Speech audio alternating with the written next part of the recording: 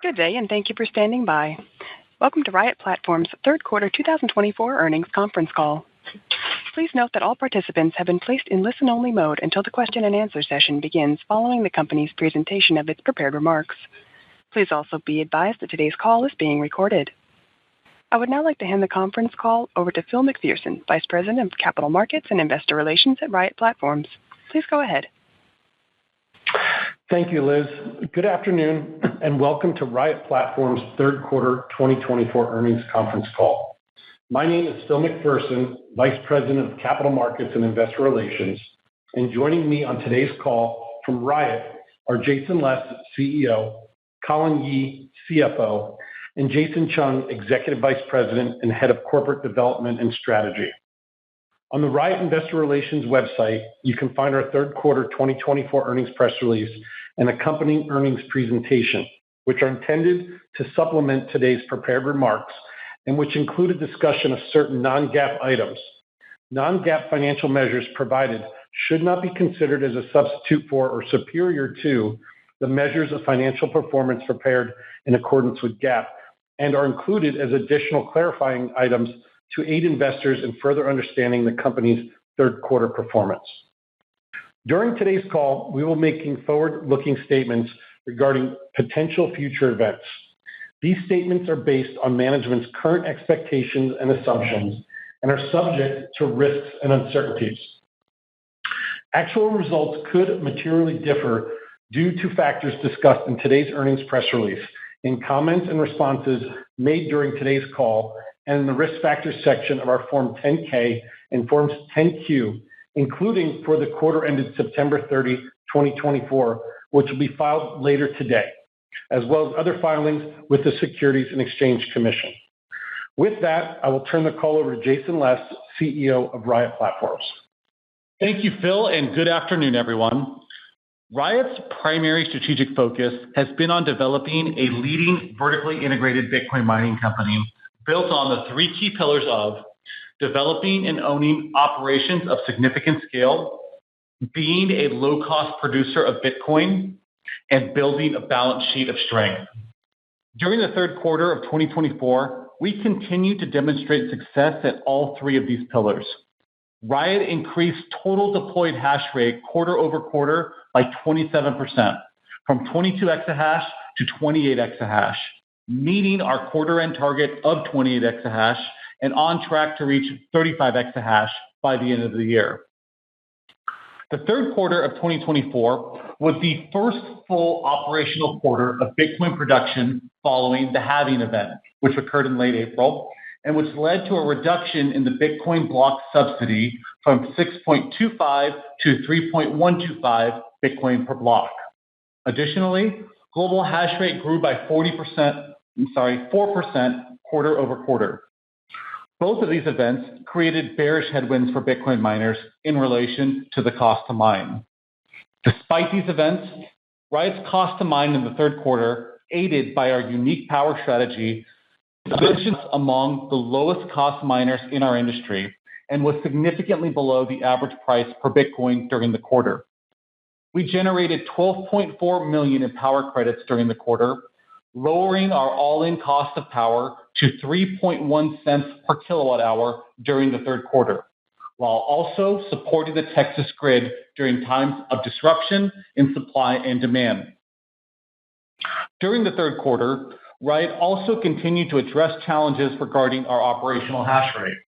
While we are always focused on continued growth, our primary focus at this time is on improving this metric and reaching a standard of operational excellence.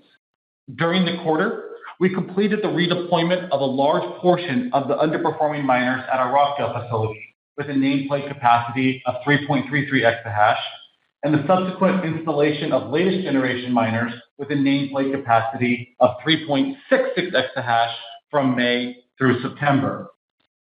This focus on improving operational efficiency is already beginning to show results, and we are pleased to report that through October 29th, Riot's Bitcoin production for the month was approximately 469 Bitcoin.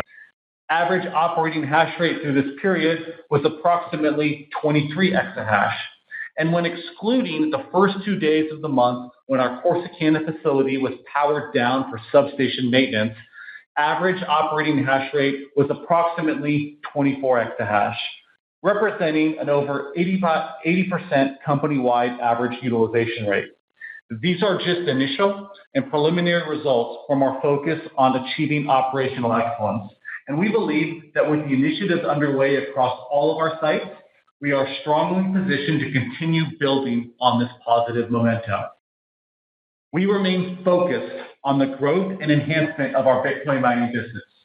Riot's focus is maximizing Bitcoin mining results, and our strategy is enabling us to execute on this at an unprecedented scale. I would now like to turn the call over to Colin Yee, CFO of Riot Platforms. Thank you, Jason. I'm excited to present Riot's financial results for the third quarter of 2024. For ease of reference, and something you can always refer back to, is slide 5.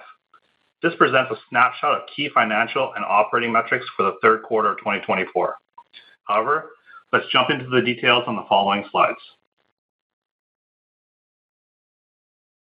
Riot owns and operates the largest dedicated Bitcoin mining facility in the world, the Rockdale facility, where we continue to deploy miners and expand our self-mining capacity during the third quarter.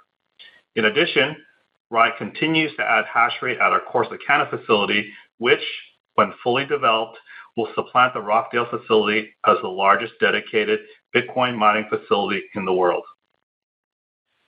As a result of the successful development of our Corsicana facility and ongoing development at our Rockdale facility, Riot ended the third quarter with an installed hash rate of 28 exahash, a 159% increase relative to the third quarter of 2023, and meeting our guidance for the quarter.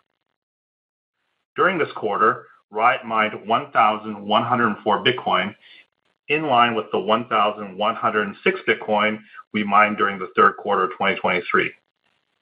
These results came about in spite of the Bitcoin block subsidy halving event, which occurred in April 2024, and the significant increase in the Bitcoin network difficulty, which increased by 59% from the third quarter of 2023. In spite of these events, and driven by the significant growth in our hash rate capacity expected through the remainder of the year, we anticipate producing more Bitcoin per day by the end of 2024 than we did in the first quarter of 2024, halving notwithstanding. Riot ended the third quarter of 2024 with 10,427 Bitcoin, an increase of 42% relative to the 7,327 Bitcoin that we held at the end of the third quarter of 2023. Riot continued to retain 100% of all Bitcoin produced in the third quarter.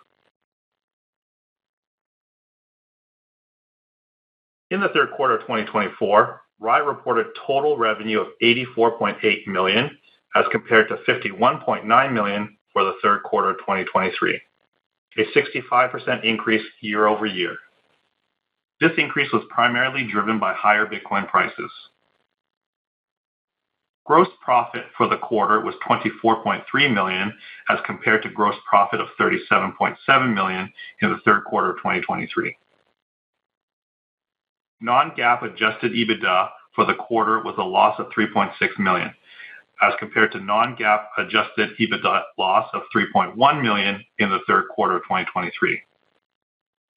Riot adopted FASB's final standard on crypto assets issued in December 2023, under which Riot now recognizes its Bitcoin held at fair value, and with it, changes in fair value are now recognized in income. As a reference, the Bitcoin price at the end of the second quarter in 2024 was $62,678, and the price at the end of the third quarter was $63,330. This resulted in a mark-to-market upward adjustment of $8.6 million in the third quarter. Net loss for the quarter was $154.4 million, or 54 cents per share, compared to net loss of $80 million, or 44 cents per share for the same period in 2023. This quarter's net loss includes non-cash stock-based compensation expense of $30.6 million, unrealized loss on marketable equity securities of $38.1 million, and depreciation and amortization of $60 million. As a reminder, beginning in the first quarter of 2024, we adjusted our depreciation schedule for mining hardware from a 2-year to a 3-year schedule based on our evaluation of our own operational history. For the third quarter of 2024, Bitcoin mining revenue totaled $67.5 million, a 116% increase relative to third quarter 2023 Bitcoin mining revenue of $31.2 million. Bitcoin mining cost of revenue primarily consists of direct production costs of Bitcoin mining operations, including electricity, labor, and insurance, but excluding depreciation and amortization. Bitcoin mining gross profit for the quarter was $28.4 million, representing a margin of 42%, as compared to $56.4 million, or a margin of 181% in the third quarter of 2023.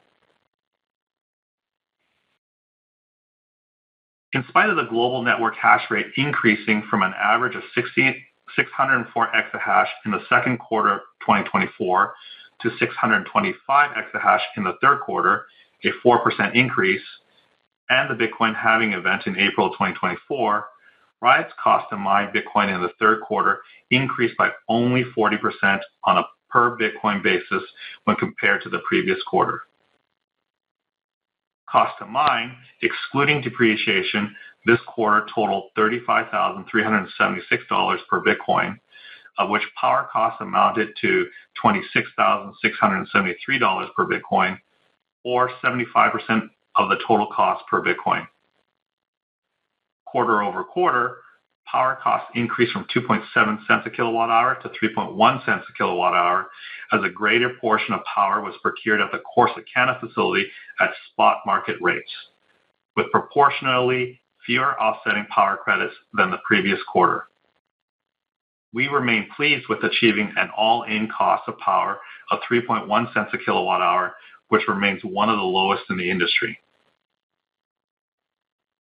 Direct non-power costs, which include direct labor, miner insurance, miner and miner-related equipment repairs, land lease and related property taxes, network costs, and other utility expenses, totaled $8,703, or 25% per Bitcoin mined, down from the second quarter of 2024, when direct non-power costs accounted for 41% of total costs.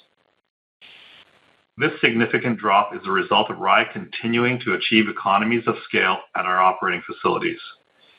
As Riot continues to grow hash rate, we expect to see non-power direct costs as a percentage of total cost per Bitcoin to trend lower.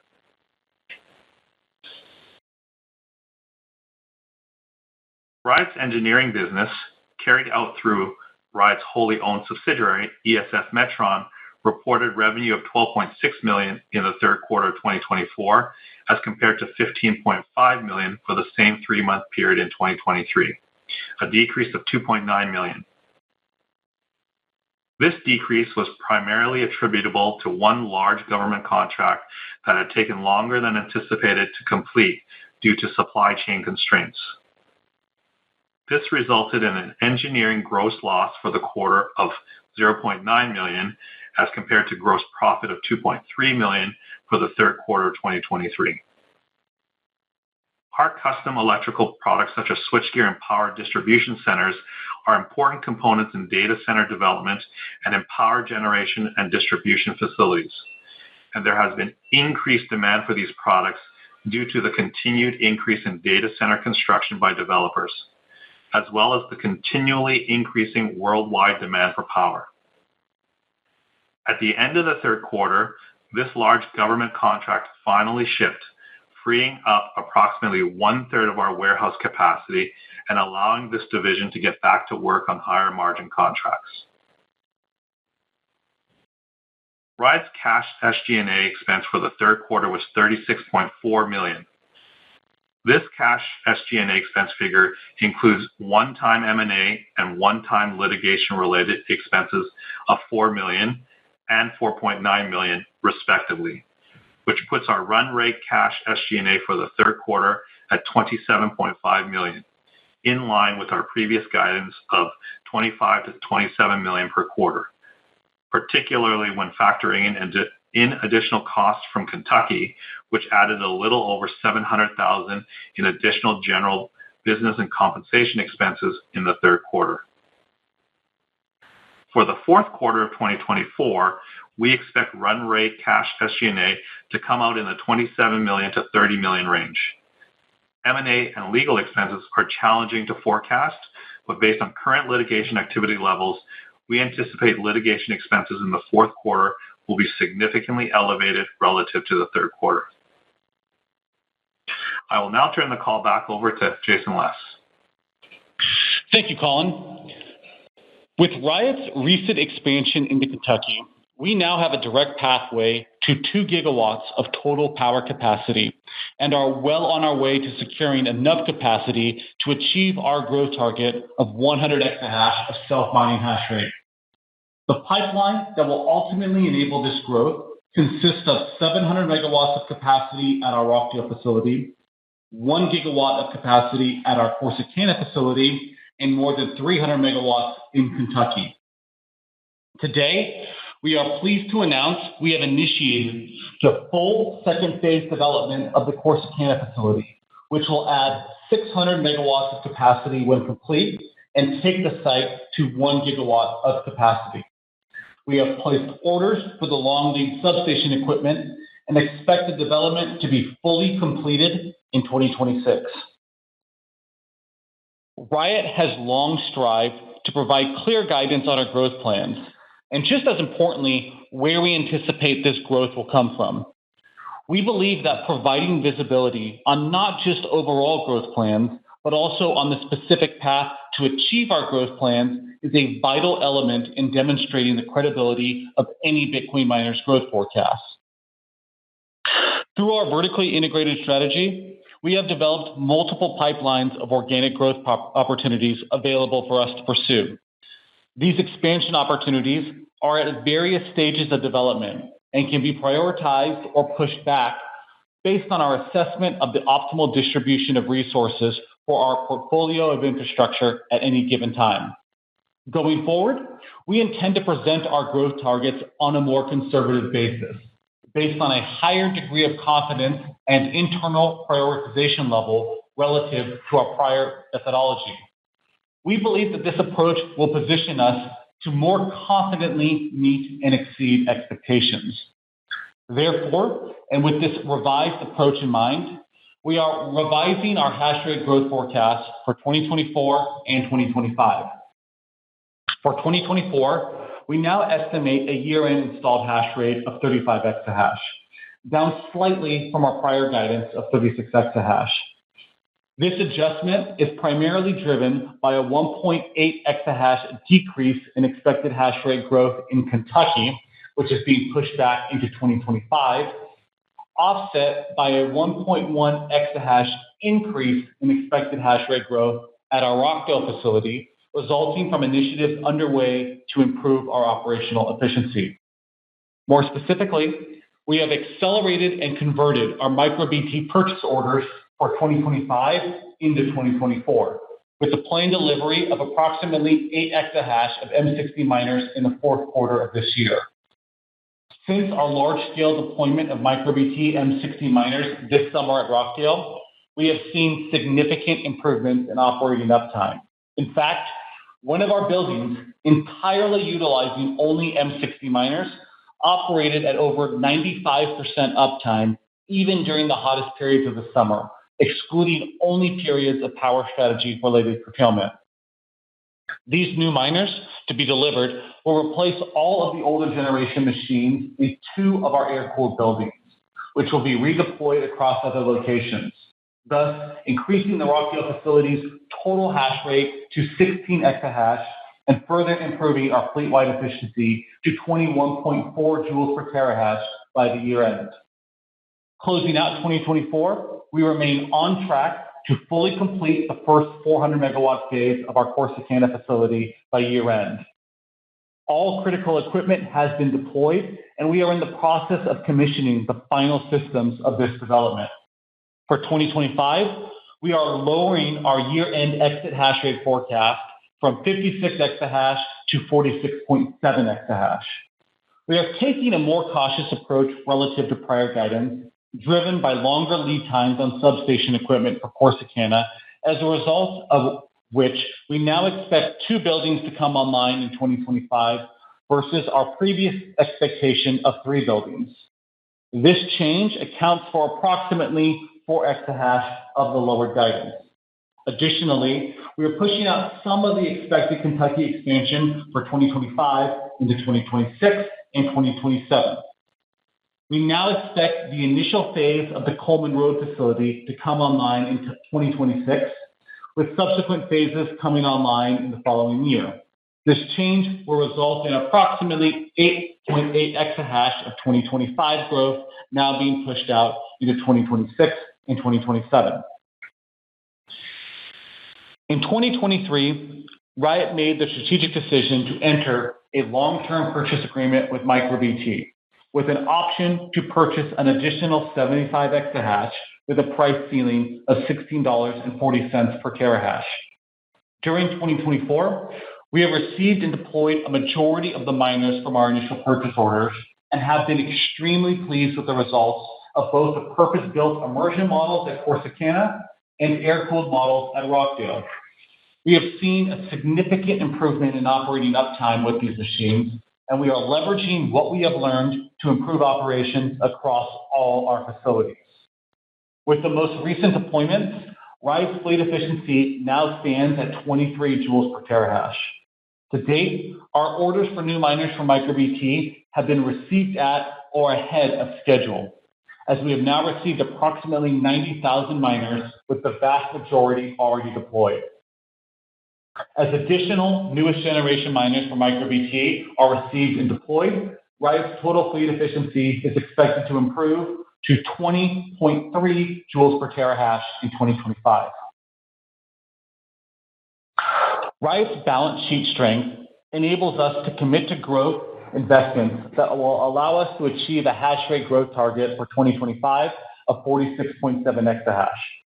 We now anticipate CapEx spending of approximately $663 million over the next 5 quarters to the end of 2025, reduced from our prior guidance of $713 million based on our latest growth forecast.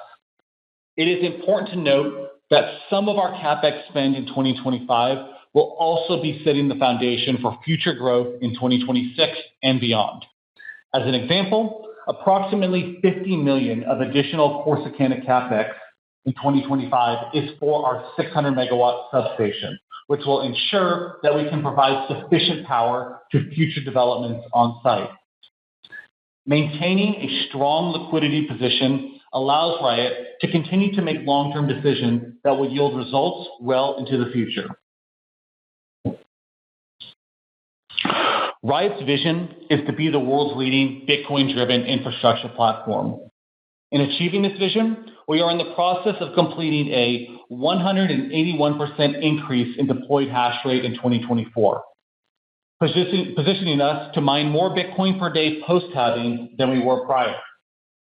We also continue to realize one of the industry's lowest cost to mine at $35,376 per Bitcoin during the quarter.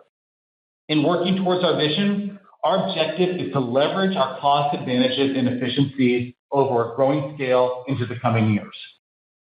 Over the past few quarters, the demand for power assets by both Bitcoin miners and now AI HPC companies has grown significantly. There is a notable sense of urgency for power access in 2025, with AI HPC companies willing to pay a premium for timely access at attractive sites. Longer term, we continue to see a robust pipeline of energy assets available to us, and we remain highly active in continuing to evaluate opportunities to enhance our pipeline of power capacity well into the future. Riot will continue to monitor industry trends and make decisions that provide the greatest benefit to our shareholders, while also staying focused on our long-term goal of reaching 100 exahash in total self-mining hash rate. We are incredibly excited about what Riot is accomplishing this year, and we look forward to executing on our stated goals and reporting to you on our progress and success.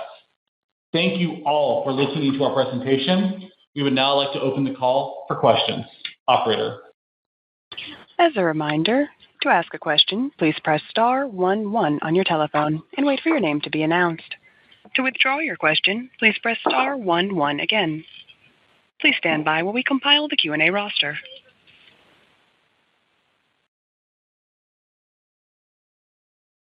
Our first question comes from the line of Mike Colonnese with H.C. Wainwright. Hey, good afternoon, guys, and congratulations on all the hash rate expansion over the past couple of quarters. Really good to see. First one for me, maybe Jason, you pointed this out a bit on the call here, but, just evaluating the numbers for September, obviously there's been a pretty big delta between Riot's deployed hash rate and average operating hash rate in recent months. And I can appreciate that you're rapidly energizing new miners and actively curtailing over the summer months. But going forward, how should investors really think about Riot's utilization rate? So, as we talked about in the prepared remarks here, we are super focused on achieving operational excellence. To us, this means large-scale operations running in a safe and compliant manner at a high uptime. Currently, we're aiming to achieve greater than 95% average utilization of deployed hash rate. That is excluding periods of curtailment related to power strategy. Of course, as you touched on, Mike, this is not an overnight fix, but we have been very, very pleased with the rapid improvements that we've been seeing. So previously, Riot was reporting hash rate utilization in the month in the 60 to 70% range, and now for the most recent month, we're over 80%. We believe with the continued growth at continued growth at Corsicana, where we're very pleased with the new systems and how they're operating there, combined with the ongoing work at Rockdale that we touched on, where we're installing new M60 miners there, that this utilization is going to continue to improve to the end of the year, and we're going to enter 2025 very strong. So not an overnight fix, but our goal is to get to greater than 95% average utilization uptime. That's great. That's great. And next one for me, obviously you guys have tremendous organic growth opportunities through Corsicana over the next couple of years here. But I'm just curious, your appetite for additional M&A here, if you could just speak to what you're seeing in the market right now for deals on both the private and public side. Sure. Let me turn that question over to Jason Chung. Hey, Mike. Thanks for the question.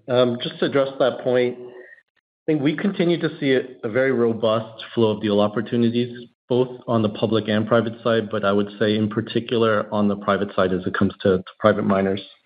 I believe the challenging hash price conditions post-halving, alongside a lack of access to capital and a general need to upgrade aging fleets, appears to be driving greater capitulation amongst some of the private miners in particular. So we're very active in exploring all the opportunities. Given our position in the industry, we're one of the natural bidders and usually one of the first calls to see opportunities. Got a large corporate development team that's very active in exploring these. I think overall we continue to be very disciplined in how we think about when is the right time to kind of pursue additional deals beyond the one that we announced earlier this summer. Great. Thank you for taking my questions. Our next question comes from the line of Darren Aftahi with Roth. Hey guys, thanks for taking my questions. First one, I guess, Jason, your comments about improved utilization, outside of just the M60 new machines, is there anything from a logistical or best practice that you're doing that's improving utilization, or is it just exclusively the machine performance? Yeah, Darren, there's a huge number of projects that we've had underway to improve this utilization. Of course, we're pleased with the results that we're seeing from these miners, but there's a whole host of things that we've been implementing and are continuing to implement. We're improving our electrical infrastructure. We're making tweaks to how our cooling works. We're improving our on-the-ground organization around miner repair and support. We have ramped up our analytics and software capability. We're monitoring our operations on a very detailed level now, and it's allowing us to respond to things quicker and address things quicker. you put a lot of expertise at play here in order to improve with this metric. So the new miners certainly help. That's a big part of it. But there are tens, if not 100 projects that have been underway over the course of 2024 in order to really focus on getting Riot to this state of operational excellence, getting into 2025 operating very strong. Got it. And then I guess I'd be remiss if not asking this question, assume somebody else will. As it pertains to Corsicana and the additional 600 megawatts, I mean, as it stands today, are you still exclusively thinking that's all going to be spoken for in terms of Bitcoin mining, or do you have other aspirations to use that power portfolio? Thanks. Yeah, so we're building 600 megawatts of additional capacity. Of course, that starts with the substation, so that's bringing in energy that can be used for multiple uses. Right now, our plans are for that to use with Bitcoin, for that to be used for Bitcoin mining. We are open to opportunities to allocate that capacity in another way that's best for shareholders, that gets better economics. So, we've alluded to earlier, several weeks ago, that we've begun receiving some interest in capacity, particularly capacity that could be available in 2025. And these discussions are preliminary, but they're ongoing. So if there's a good opportunity to make a good deal for power, we are going to pursue that. But as of right now, the course is expanding Bitcoin mining hash rate. Great. Thanks for the insight.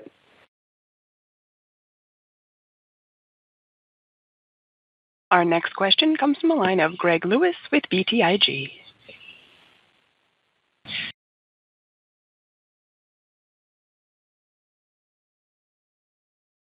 Greg, your line may be on mute.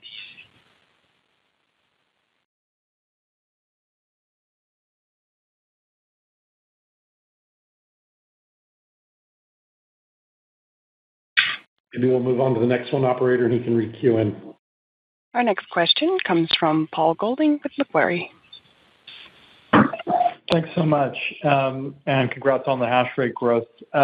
Just wanted to ask a couple questions here. One housekeeping question on the substation maintenance that you called out at the beginning of the month. Is that something that was driven by the utility and is factored into your $12 million in demand response credits, or is that something that didn't factor into financials? And then no, Paul, that was. I'm sorry to interrupt you. Please. No worries. No, that was my follow-up's unrelated. So go ahead. Okay. It was purely engineering. It wasn't a demand response kind of action. It was planned. It was scheduled. Our internal teams at Riot handled it. Got it. Thanks, Jason. And then I wanted to ask, since you talked specifically about ESS Metron and the capacity of that subsidiary being utilized on that government contract, how do you think more broadly about ESS Metron utilization on third-party deals versus the vertically integrated infrastructure as you build out your capacity? Is there a marginal benefit to one or the other? How are you thinking about that holistically? So Riot is actually a fairly small customer out of ESS Metron. As you can imagine, there's so much interest for their equipment right now, building out other types of data centers, generation applications, etc. So it is not too much of a give or take decision that they have to make. We don't impede their ability to pursue all the other jobs that they have queued up there. They're really valuable, though, for us getting visibility into the supply chain, reducing our cost to build, and when we do have to make quick modifications, if technology is changing, we're pivoting how we're deploying something, ESS Metron can work with us very quickly, probably a lot more flexible than they would be with third-party customers because it's all in the family together. So with that government contract now being shipped out at the end of the third quarter, this has freed up significant manufacturing capacity for this engineering division. And that's great because they can get back on track towards prior revenue and gross margin levels. In this industry, the fourth quarter is typically slower for engineering division results, but with this new capacity that's now available, we are going to begin working on higher margin contracts that we'll start seeing booked and worked on in the first quarter of 2025. Got it. Thanks. And if I could just sneak one quick one in here at the end, anything specific to call out as a key driver of the Kentucky timeline adjustment for the, I believe it's 1.8 exahash you noted? Thanks. Yeah. So all of the planned pipelines support growth in Kentucky remain intact. So nothing's being canceled. We're really just moving around. I touched on Riot has this portfolio of assets, and we're optimizing that portfolio based on what makes the most sense with the full landscape in front of us. The only reason that growth in Kentucky has been pushed out was so we can spend some extra time in order to maximize the power capacity that we get, while also ensuring that we're getting the best possible economics. So in this short, it's simply a matter of prioritizing quality over speed. Got it. Thanks so much. Thank you, Paul. Thank you. Our next question will come from Joe Flynn from Compass Point Research and Trading. Your line is open. Hi, guys. Thanks for the question. I was hoping you could, provide more details into the, continued increases in SG&A, which, you attributed to one-time items, but, it looks like that's spilling over into the fourth quarter.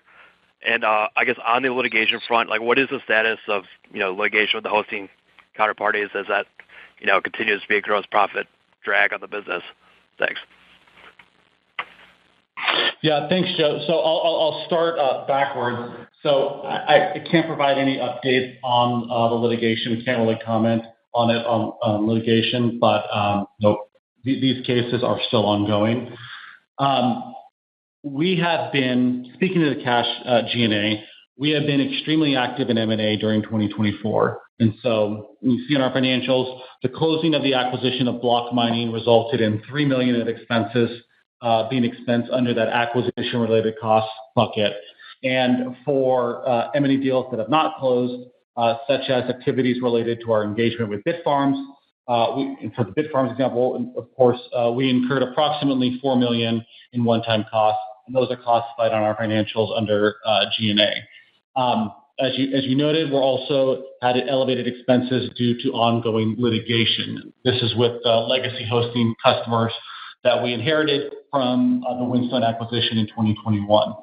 Now, what we think is important here is that on a run rate basis, when you remove one-time M&A and litigation-related expenses for the quarter, our cash SG&A came in at $26.5 million, which is in line with our previous guidance, and noting this includes $700,000 in cash SG&A costs and business and compensation expenses as a result of the Kentucky acquisition and folding those operations in. So, yes, we do expect these litigation costs to be elevated in the fourth quarter, unfortunately, but these are temporary in nature. They're not relative to the run rate of operating our business on an ongoing level. So they're ones we unfortunately have to incur right now, and we're looking forward to having behind us when concluded. Thanks. And to piggyback off the earlier question, it sounded like you would be open to all options regarding the 600 megawatt substation. Just curious if you've started conversations with, even if early, with potential HPC counterparties, and or if going forward and building that, but could 600 megawatt substation, could that lead to increased activity? Thanks. Our belief is more power capacity is more optionality, and the explosion of demand with AI HPC only makes that optionality more valuable. So, like I noted earlier, these discussions are still preliminary, but they are ongoing. We're trying to see if there's a good deal that can be struck here to monetize this capacity. That's an improvement over Bitcoin mining. If that reaches a conclusion, then we'll certainly update the market. But we are at least encouraged by the fact that we've seen interest from multiple parties. All right, thanks. That's all for me. Our next question comes from Bill Papanastasiou with Stifel. Yeah, good evening, gentlemen. Thanks for taking my questions. For the first one, I just want to touch on ESS Metron. Curious whether you're able to quantify this demanding growth in recent quarters from the AI HPC space. Can you share some color on how scalable ESS Metron is today and its ability to satisfy this growth and demand? Thanks. I would say for these type of services, there is a lot of demand. ESS is limited by the size of that facility and the workers and the equipment, but mainly the size of the facility available for manufacturing there. And there are interested jobs that they will accept delivery times way far out just to get on the line for equipment at this point. So while there's a lot of demand for immediate growth, there are many companies planning for growth many years into the future, and they just want to get in line right now for when that capacity increases.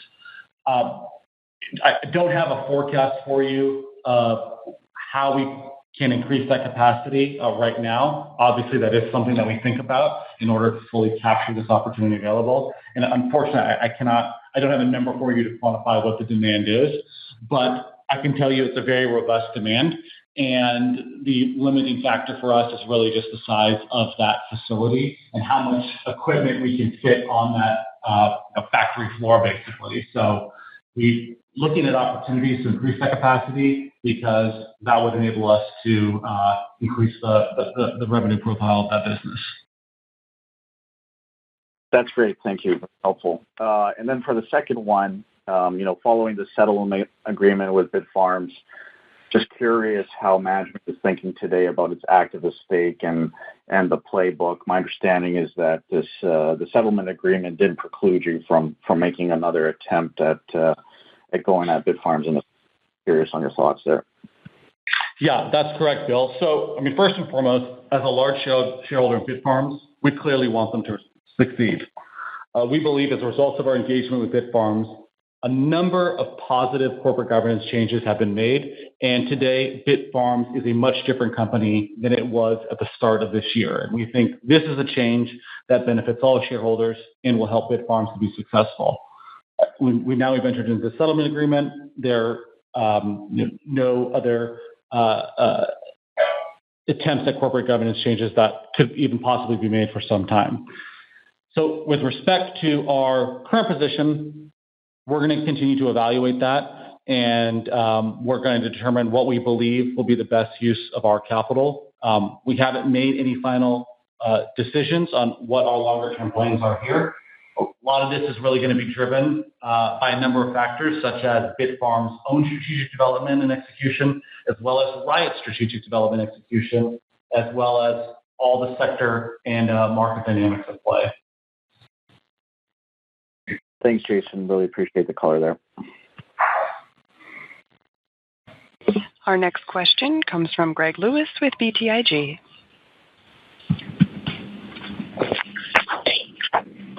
Hey, good. Can you hear me? Good. Hello? Hey, Greg. Yep, I hear you. Okay, well, yes, definitely technical difficulties out there. Hey, guys, I was hoping you could talk about, clearly you're highlighting the build out of Corsicana.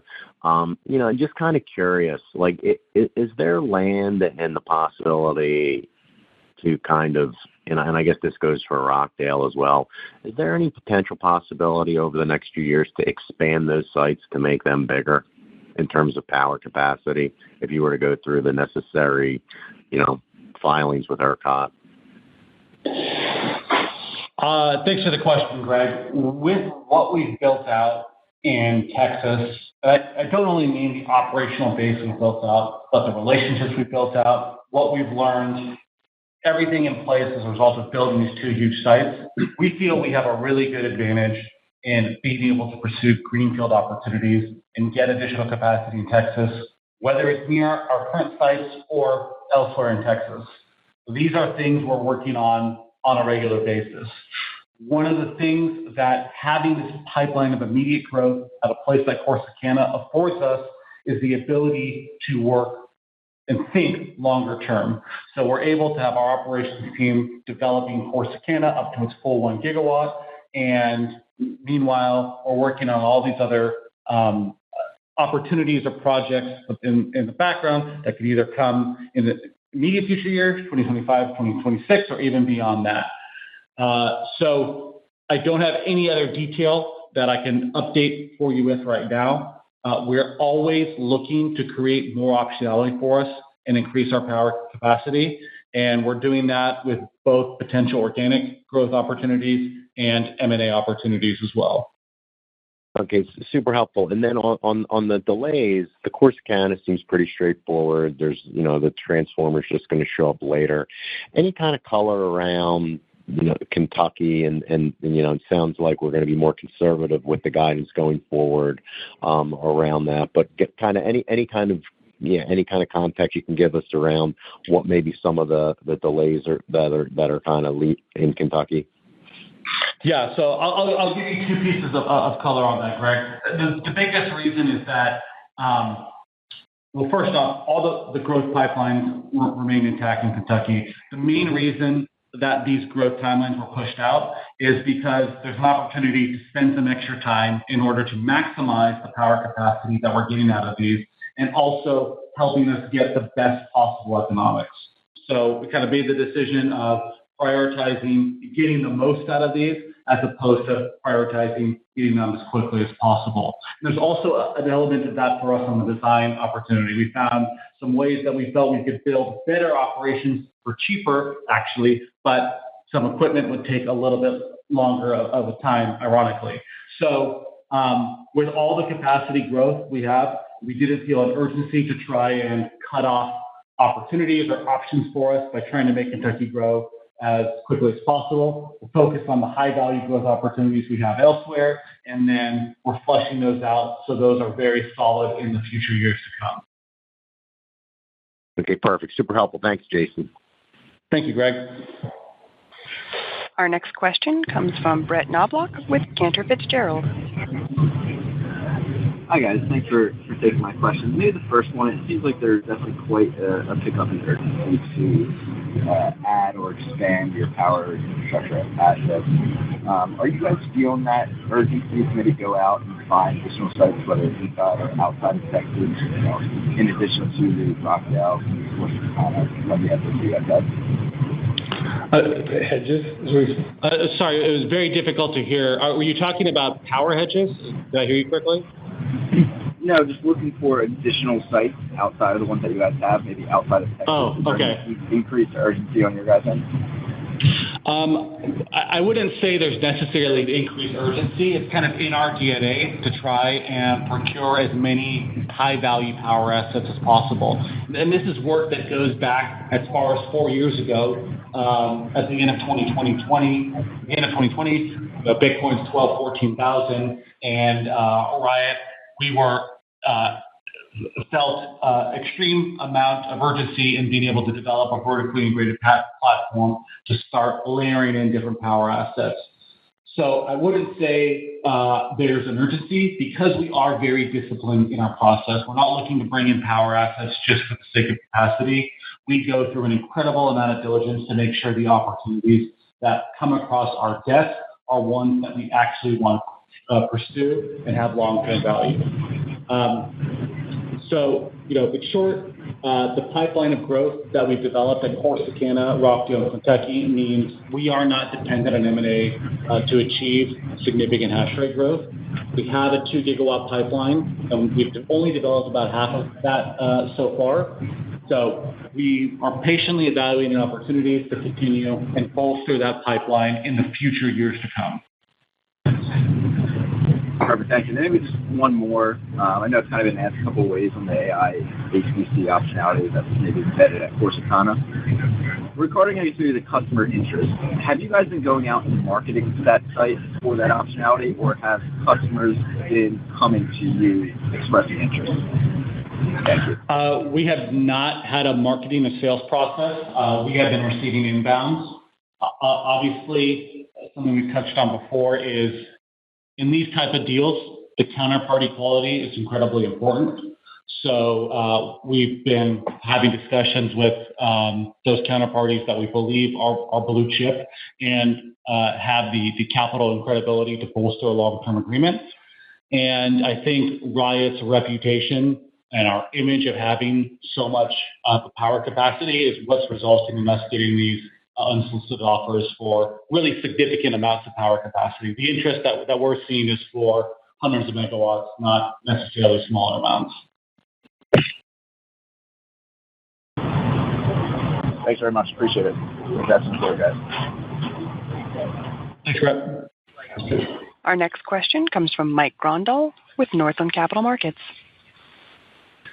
Hey, guys. This is Owen on for Mike. Just super quickly for me, can you provide some more color on the power curtailment strategy? And is it safe to assume the reasoning for the decline in power curtailment revenue on a year-over-year basis is mostly due to lighter demand? Good question. So the power strategy has a few main components. One, for our power that's unhedged, we simply want to curtail when power on the spot market is above our break-even levels. And what's great about Texas, the abundance of energy there, we are really able to achieve a very good cost of power, only curtailing a few percentage of the year. In fact, we back-tested the break-even price for an M66S miner and back-tested over 2023 energy prices in Texas. And if we curtailed 3-4% of the time, we're able to get a $31 per megawatt hour all-in cost of power. Now, those 3 to 4% hours is where we're able to earn credits with our hedged power. In 2023, there was a lot of volatility in the summer months, and we were able to earn quite a bit of power credits. So even with the same volume of hedges in 2024, we did not see that same level of volatility, so we did not earn the same level of power credits. Now, that feeds into our strategy, though, because the lack of volatility meant that there were lower prices that we were able to procure at Corsicana, now using more power than Rockdale at the spot level. We're always going to be involved in trying to demonstrate the value of Bitcoin mining. That means helping provide grid stability, helping improve the financial profile of generator assets, being a large flexible load that responds to events on the grid. And that either comes in the form of a saving on power costs, not paying high prices and shutting off our load during those time periods, or being able to monetize the financial commitment that we made with the hedge during those periods as well. So we have a whole team dedicated to our power strategy that's always looking at opportunities. We believe the forward curve has been relatively elevated relative to the market prices of power that we're seeing. There was a lot of fear of volatility going into summer 2024, and that volatility did not materialize. A real abundance of solar was able to fill in the gap that caused volatile prices in the future. So I know I covered a lot there. The short of it is we are always trying to figure out ways that demonstrate the benefit of Bitcoin mining and also that improves our cost of power, improves our economics. Great. That was really helpful. Thank you.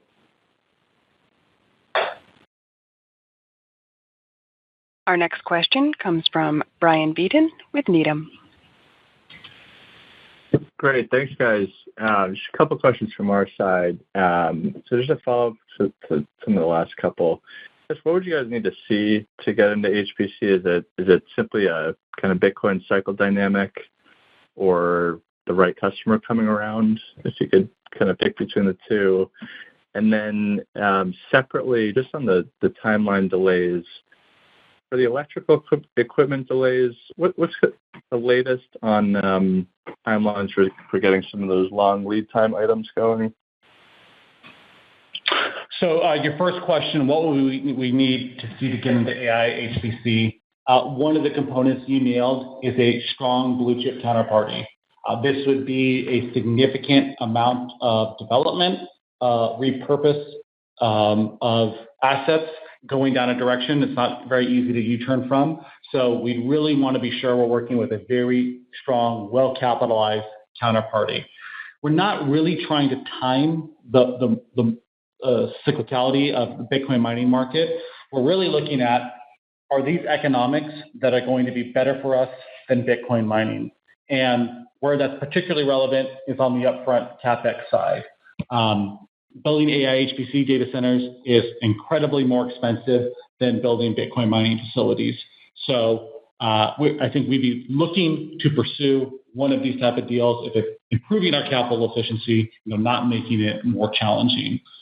So I think that's the easy answer to your question.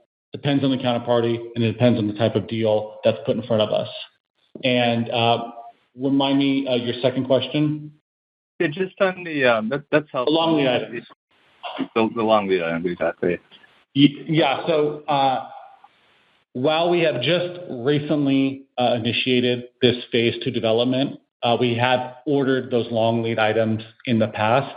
When you're talking about a 345 kV, 138 kV substation, these things are 18 plus months in lead time. They can be even 24 months. So it is quite a long lead line for these items. So thankfully, we already have these orders in, and that's why we expect to receive them in a little under a year, as opposed to the 18 or 24 months that a new order might be looking at right now. Great. Thanks, guys. Our next question comes from Lucas Pipes with B. Riley.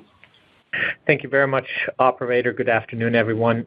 Jason, you mentioned a few times that you've been active looking at M&A, and I wonder, where does this focus rank today? And kind of bigger picture, what sort of M&A opportunities are you looking at? Are you elephant hunting? Are you looking at smaller bolt-ons? Would be great to have a little bit better feel for that. Thank you very much.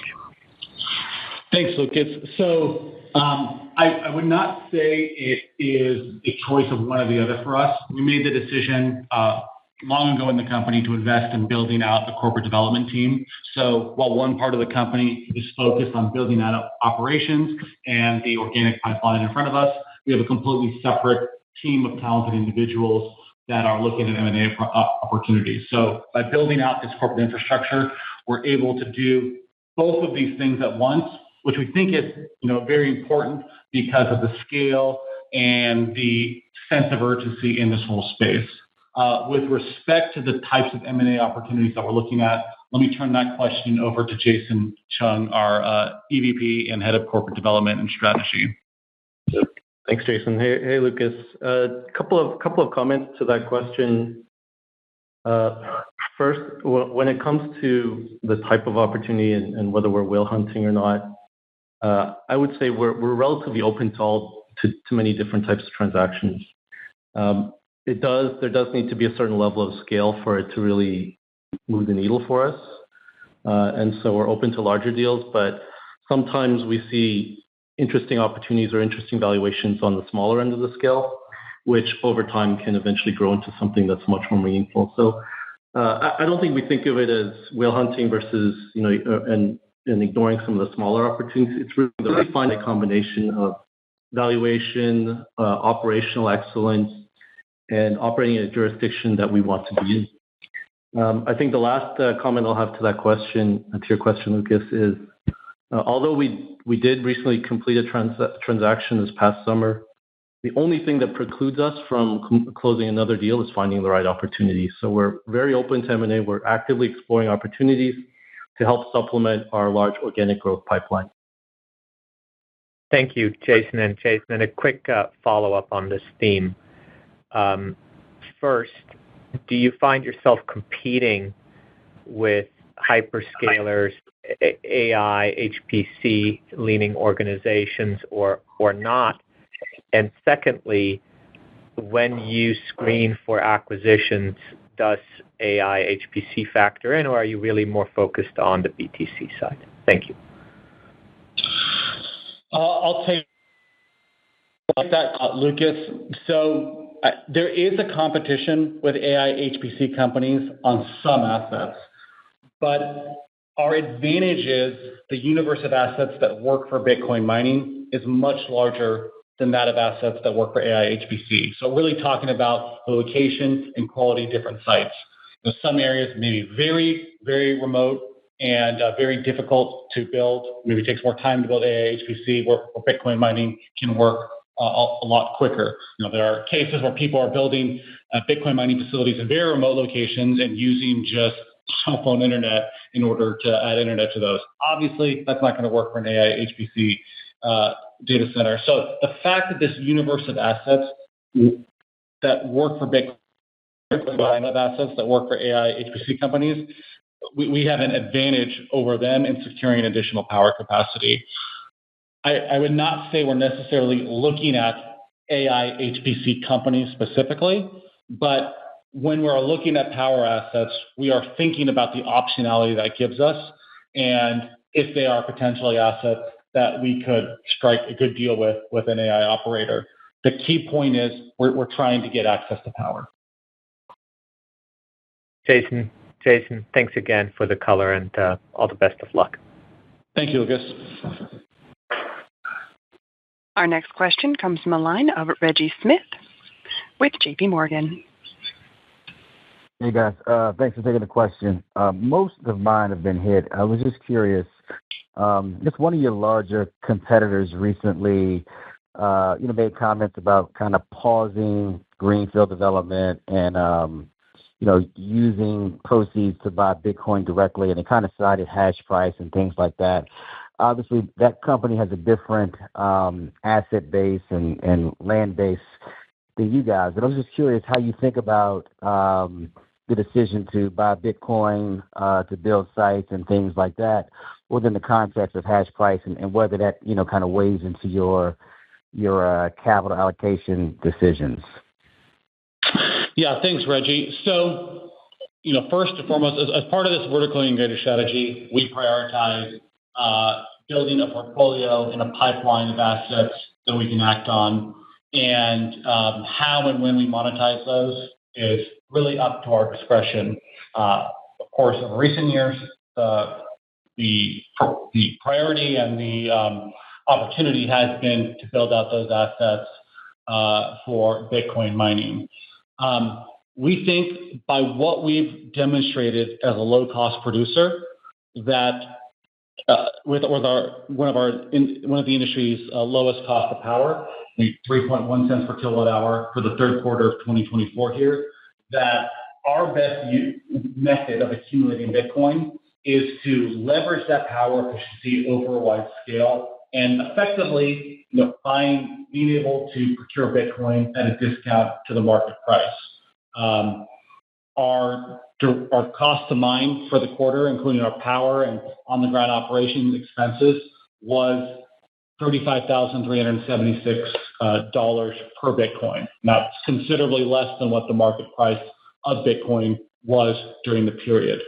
So we think by being a low-cost producer with this industry-leading power strategy, that is the best way for us to get exposure to Bitcoin.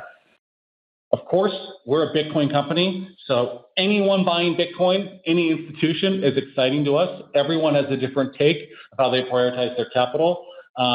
We're using the low cost of power and putting that to work, showing the benefits of Bitcoin mining. If I can ask a quick follow-up on that, I totally appreciate the low cost of mining. One of the things that we've been kind of talking about is not just the cost to mine, but the kind of time it takes to mine the amount of coins. Can you talk a little bit about maybe how that or how you consider or think about the time? Because presumably you could buy Bitcoin today or you could mine Bitcoin, and there's some time differential there. How does that play into your calculus, if at all? Well, I think what Bitcoin mining affords is really a mechanism for averaging into Bitcoin over a period of time.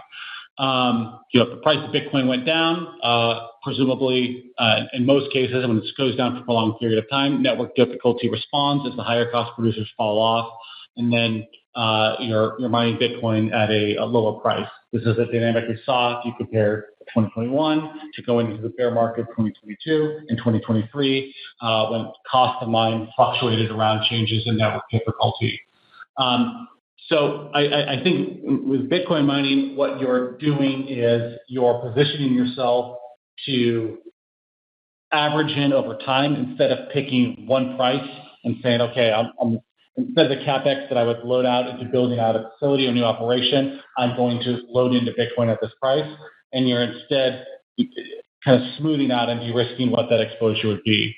It also allows us to be there when the Bitcoin price appreciates, when the economics in Bitcoin mining suddenly and unpredictably explode, and then we're there already with an in-place operation, no lag in deploying new hash rate in order to capture that opportunity. So I think the short answer to your question, Reggie, is it kind of comes down to your time. Do you want to average in over time, or do you want to take a swing right now? We think with our cost efficiencies, it makes the most sense and is, perhaps less risky to average in over time. No, that actually makes a lot of sense. If I could sneak one more in, and I know you guys have talked about HPC ad nauseum tonight, but I was curious. I look at your two sites and them being located so close to Dallas and Austin. I was just curious whether or not that has come up as like an asset or a key feature of your sites in discussing, obviously the scale of them as well, but like in discussing HPC with potential partners or not. Just curious, because it seems like you guys have a really good location, but maybe I'm overestimating that. So I don't know if you've heard that echoed as well in your discussions. Thanks.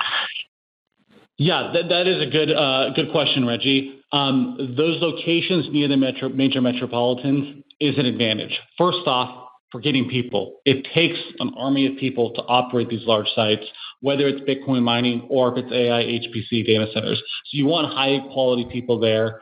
And if you're near a bigger cities like Dallas or Austin, they're more nearby. Particularly you look at a Rockdale facility, and there's a tremendous amount of development in that area, particularly with the Samsung foundry that has been built there. There's a lot more talent that's coming in around there. Also, as a result of being near these large metropolitans, there's multiple fiber internet options. So that makes that's an attractive quality to potential AI HPC data centers as well. We've also, near some of those locations, there already exist large tech companies, and that just is furthermore value to the potential counterparties that would want to build around there. So major metropolitans have been seem to be an attractive quality. Got it. Figured as much. Okay, thank you. That concludes today's question and answer session. I'd like to turn the call back to Phil McPherson for closing remarks. Thank you, operator. We'd like to thank everybody for joining Riot Platforms on their third quarter 24 earnings call. We look forward to updating you on future developments, and we're always available for your questions. We'll see you early next year for the year end. Thank you. This concludes today's conference call. Thank you for participating. You may now disconnect.